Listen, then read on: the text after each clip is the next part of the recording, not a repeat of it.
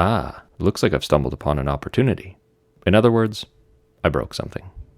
This is an adjustment bracket for the lower guide of my benchtop bandsaw.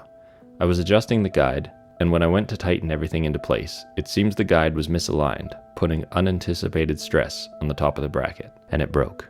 The opportunity that I alluded to is that of improving this part. Not the shape or fitment, but the material. The bracket appears to be made of a cheap die-cast pot metal, which is often primarily tin or zinc, not a very strong material. I chose to replace it with a piece of 6061 extruded aluminum bar. This piece was too long and had uneven ends, so I chucked it in the lathe and faced both ends to make them flat and square with the sides of the bar. This allowed me to accurately measure the length, so I know how much to take off. To reach the final length in this case, I had to take off 0.45 of an inch. To do this, I put the bar in the lathe, moved the cutting tool over until it touched the end of the bar, and set the tool position to 0. Now if I cut away material until the readout reads 0.45 inches, I know that my part is the right length. This lathe is capable of tolerances well beyond the requirements of this part, so I can move pretty quickly. Once the overall length is achieved, I put the part into the mill to establish the width and height. For this, I used a face mill. I set the 0 in the same way that I did on the lathe. I raised the part until the tool just contacts and set this as 0. Then took multiple passes to square up the bar to final dimensions.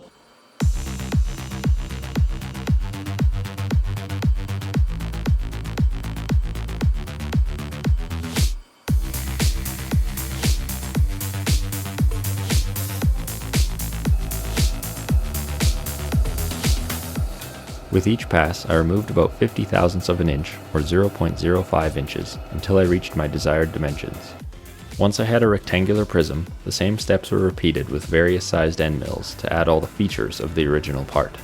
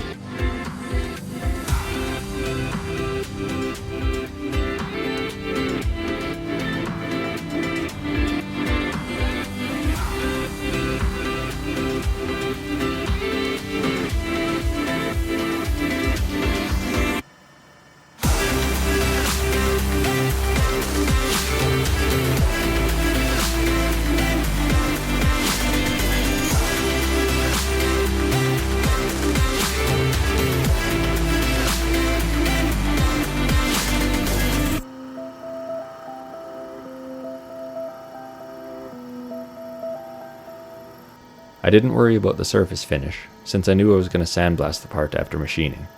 Sandblasting provides a rough texture that adds some bite to help keep the bracket in place once it's tightened down. This is a look at the part straight out of the mill. Wait, I forgot a feature.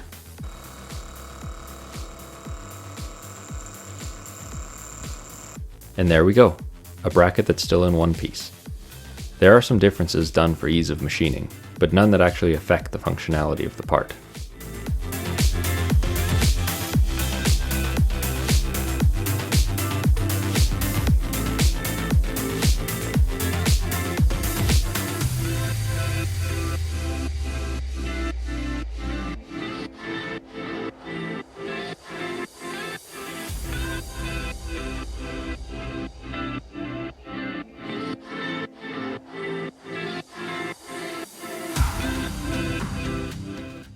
To try it out, I decided to cut a simple puzzle, which may have got a little out of hand, as you will see.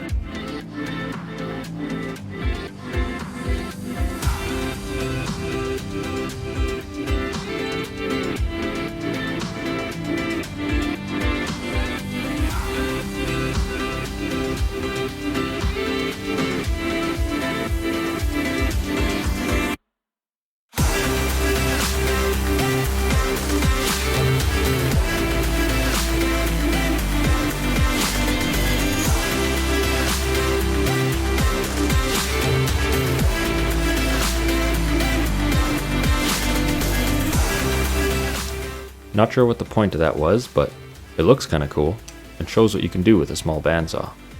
Thanks for watching this build, and please subscribe if you'd like to see more.